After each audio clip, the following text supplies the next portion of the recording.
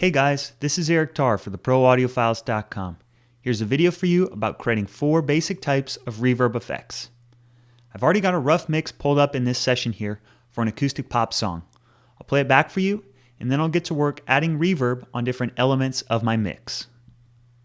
When are you coming, honey, back to me?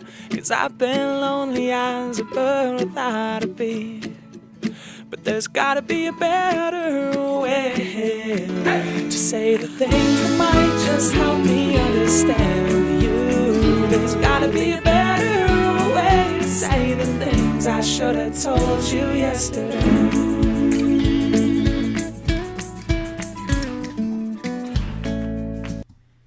This mix has a number of different elements. Percussive elements like claps, finger snaps, tambourine, shaker, and even drums. Then I've got guitars like bass guitar, electric guitar, acoustic guitar. I've got piano, then a bunch of different vocals, lead vocals, and then stacks of my background vocals. One challenge as a mixing engineer that you face with a song like this, where all the parts were performed independently, is trying to get them all to blend together and mix together. One thing you can do to solve that problem is to use reverb. So the first trick I'm going to show you, the first type of reverb, is a general purpose reverb to use across a lot of different elements in your mix to get them to blend together. How I'm going to do this is create one stereo auxiliary send that I'm going to use for the reverb, and then use a bus from a number of the different tracks across percussive elements, guitars, to send that signal into this single reverb to blend everything together. So what I'll do here is just select some of these tracks, like my percussive tracks. I'm going to click Shift and Option here, send everything into bus 1, 2. Okay, I'm going to make the input over here, bus 1, 2 on my reverb track. Maybe come over here to the guitars. How about these acoustic guitars? I will select these and send some signal over there. All right, another thing that I'll do, if I right click on this send, I'll bring up a fader that I can use on all these tracks. So if I option click and shift option click, it will bring it up for all of the tracks to unity gain. This is a good place to start. Then I can go back through the individual tracks depending on how much reverb I want for the claps or the shaker and so on. Okay. So I don't need it on the bass. Now let's get some signal going in here and add in the reverb plugin. The plugin I'm going to use is just the stock Reverb that comes with Pro Tools.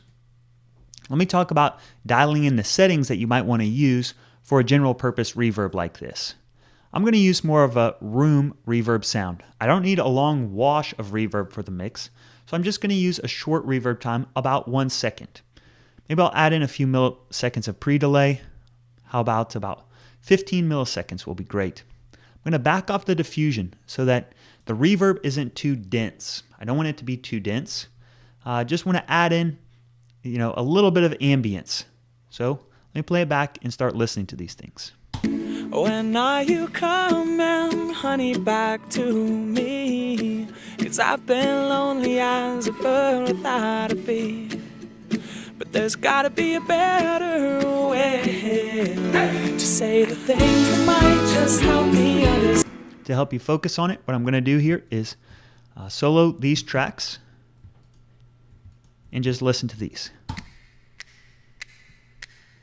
I'm going to roll off a little bit on the top end so it's not as bright.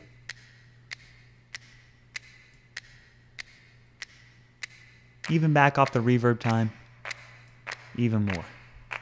Now I just need a little bit less of a blend.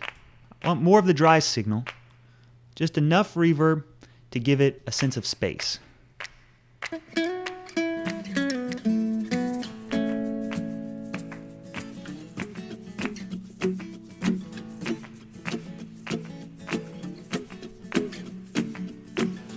So that's a general purpose reverb you can use for lots of different elements. I'd even encourage you on a song like this to think about using that reverb across all these different background vocals.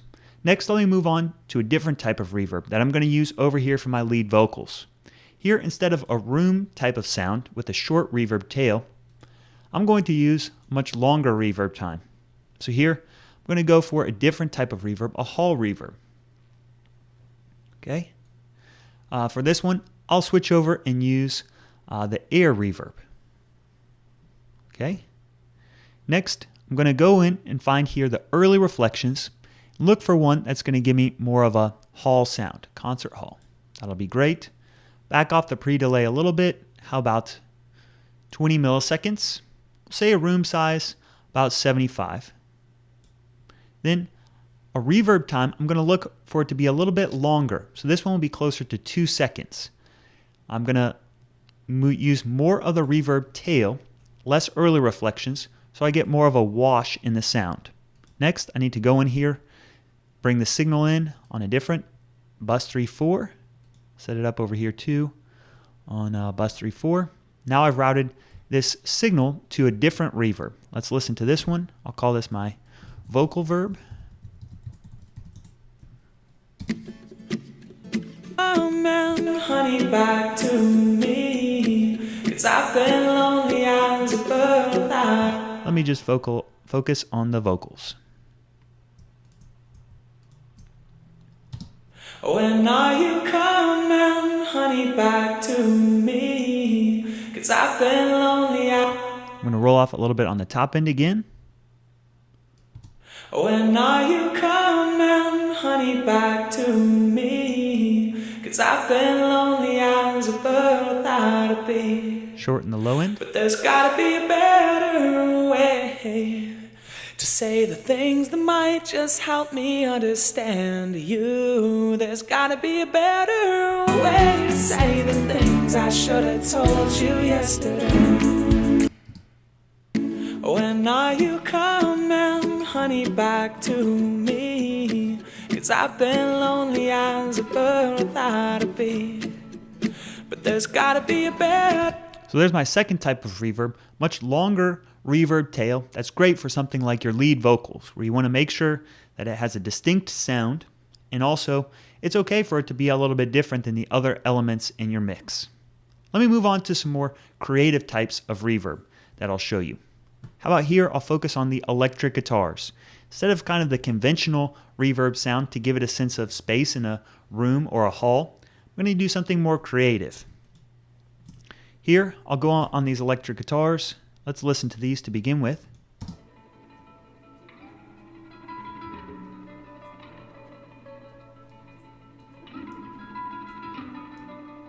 Here at the beginning of the song, they're meant to give you, we're not picking any notes here. They're kind of just adding a little bit of bed or a pad underneath. Another thing to improve this sound or, help transform it into more of this pad kind of feeling is to add additional reverb to it. So I'm going to go in here. This is going to be my pad verb. I'm going to use a much longer reverb time, a different type of reverb here too. So I'll go back to using deverb. And I'm going to switch over and use a church with a much longer reverb time. Here, even beyond things that would be natural, up into the range of maybe even 15 seconds of decay. So I need to set up my input on this track, make it bus 5-6, and then on both of these electric guitar tracks, I'll add in bus 5-6. Okay, bring these both up.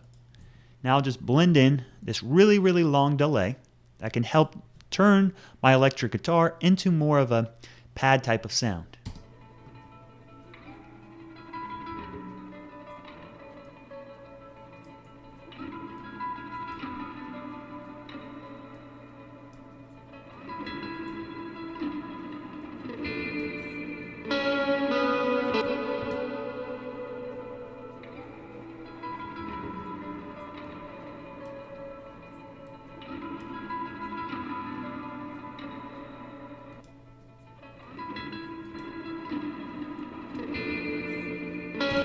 So this is the classic kind of Brian Eno sort of lexicon reverb sound with a extremely long reverb tail. So that's another good one to know about and use creatively.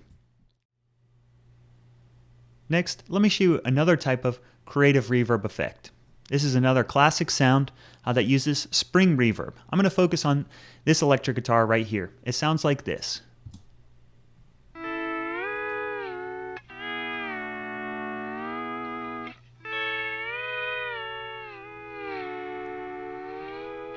So you have this beautiful slide guitar part going underneath the mix, but it sounds pretty dry. I need to add some reverb to it. Here, I'm actually just going to insert the reverb on this track and then use the wet dry mix on the reverb plugin in order to create the balance between the two parts. Here, I'm going to use the spring reverb, air spring reverb. A different plugin has a different sound. Next, I'll just be dialing in the reverb time in the mix.